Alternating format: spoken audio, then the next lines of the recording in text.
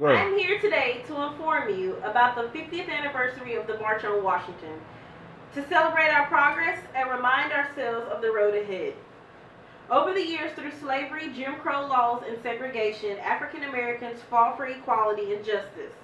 Martin Luther King is known as a great leader who began the road to success, and we celebrate his accomplishments 50 years later as one of the biggest days in civil rights history. On Wednesday, August 28, 2013, many gathered in Washington to memorialize the March on Washington. President Obama, Clinton, and Carter, together with the King family and numerous other leaders from around the nation, congregated on the steps of the Lincoln Memorial, the same spot of those who marched for civil rights, jobs, and progress 50 years ago. On that day in 1964, the world was lifted up by Martin Luther King's I Have a Dream speech. His words are still powerful and used today. They put the past to rest, celebrate the progress, and remind ourselves of the road ahead.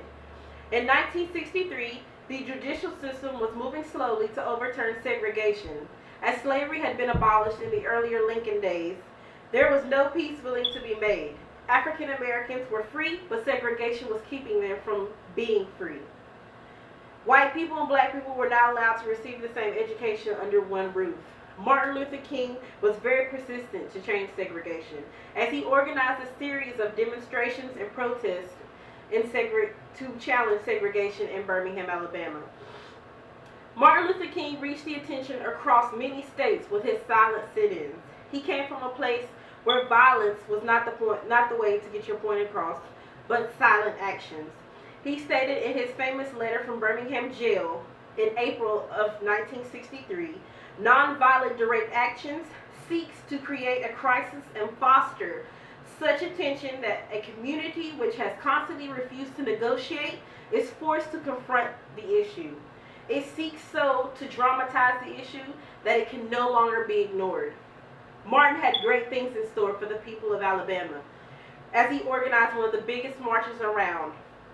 That same year, on August 28th, Martin Luther King stood on the steps of the Lincoln Memorial in Washington, D.C., and gave his famous I Have a Dream speech that enticed more than 250,000 activists to support jobs and racial justice. Dr. Martin Luther King's famous words, I have a dream that this nation will rise up and live out the true meaning of its creed. We hold truths to be self-evident that all men are created equal, but that was far from true, and everyone there that day stood for justice. His speech touched everyone around the world and shed light on the political and social trials that African Americans continue to face. His speech confronted the civil rights of African Americans and made a push for discriminatory laws to be changed. Dr. Martin Luther King, on this day 50 years ago, helped pass the Civil Rights Act of 1964 and the Voting Act of 1965. Things seems like they were making a change for African Americans, but there was still plenty to change. Though African Americans had overcome many trials and tribulations, they were struggling after the march and even today. There are still states that went by the Jim Crow laws of equality, and they fought against the new segregation laws. On this day, a little church in the heart of Jim Crow laws was bombed and 4 African American girls were killed. It had been told that this act was racially motivated. In the end, this event made an even more durable case for civil rights to be ended. Even today, as we see many racial crimes just the same as the 1964. The FBI Civil Rights Division found that a large majority, 70% of racial bias crimes were motivated by anti-black bias. Being an African American, I have experienced discrimination greater than once in my life. I am saddened that things are still the same. 50 years later, African Americans gathered at this place to congratulate and remember the hard times that we have fought for, and we will continue to fight for.